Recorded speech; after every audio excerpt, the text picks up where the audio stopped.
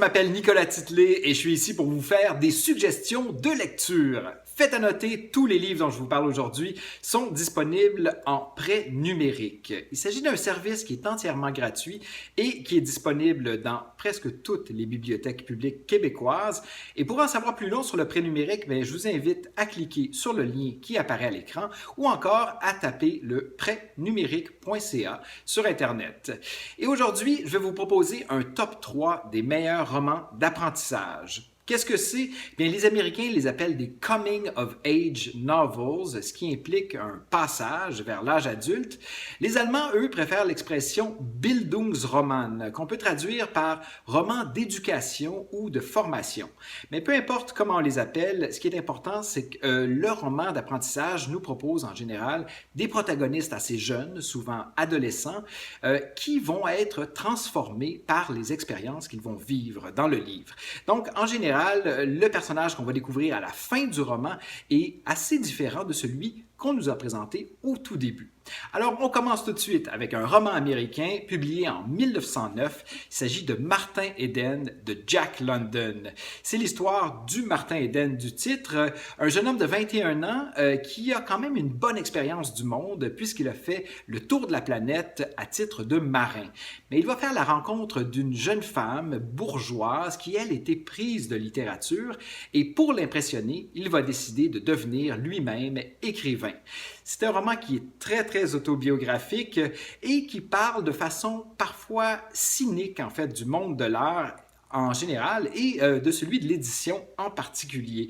Et malgré son regard assez sombre, je pense qu'il y a quelque chose de très vrai, de très authentique dans ce livre-là qui parle évidemment des premières amours, mais aussi de la construction du personnage d'artiste. Donc c'est vraiment intéressant et est encore très actuel à mon avis.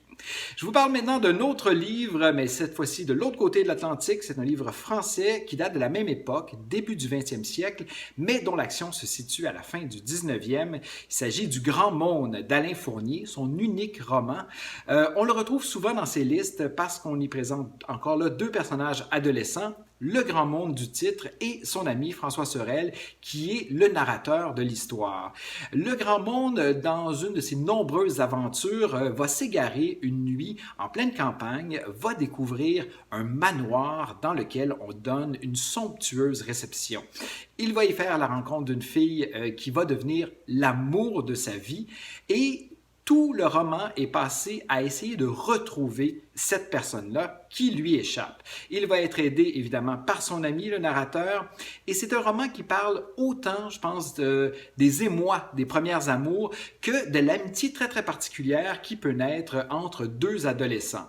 Et malgré son côté un peu vieillot, je pense que le livre porte des thèmes qui sont vraiment universels. Mon dernier livre, c'est un roman beaucoup plus contemporain. Il a été écrit par le Québécois Nicolas Dickner et il s'appelle Tarmac. L'action se déroule à Rivière-du-Loup au début des années 90 et on est en face de deux personnages qui sont adolescents. D'un côté, on a Hope qui vient d'une famille très particulière où tout le monde naît prophète. En fait, tout le monde naît avec une date importante en tête, celle de la fin du monde. L'ennui, c'est que chacun des membres de la famille obtient une date différente, si bien qu'on ne sait pas si la famille Randall est composée de véritables prophètes ou de fous. Ce qui est certain, c'est que Hope trouve que sa mère est un petit peu déjantée et elle va tenter de s'en éloigner un petit peu. Elle va faire la rencontre de Mickey, avec qui elle va passer beaucoup de temps. Et c'est l'histoire justement de la construction de l'identité. Qui est-on lorsqu'on se sépare un petit peu des déterminismes de sa famille et qu'on fait la découverte justement de la vie intellectuelle, où on se met à penser, à réfléchir, à philosopher. C'est un roman à mettre dans les mains de tous les adolescents, mais qui est aisément recommandable pour tous les adultes aussi. D'ailleurs, c'est vrai de tous les livres dont je vous ai parlé aujourd'hui. Ce sont des livres qui sont vraiment formidables à lire lorsqu'on est jeune, formidables à relire lorsqu'on est adulte.